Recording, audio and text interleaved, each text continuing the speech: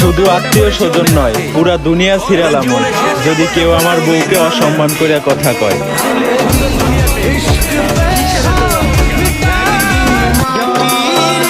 শুধু আত্মীয় পৃথিবীতে কেউ কারণ নয়। যখন মানুষের মন ভরে যায় তখন কথা বলা তো দূরের কথা, মানুষ তো চেহারাটাও দেখতে চায়। এই জন্যই আল্লাহ বলে আকাশটা রাখছি খুঁটি ছাড়া, যাতে তুই দেখিস আর বুঝিস যে এটাকে যদি আমি খুঁটি ছাড়া দাঁড় করাইতে পারি তাইলে তোকেও আমি খাড়া রূপ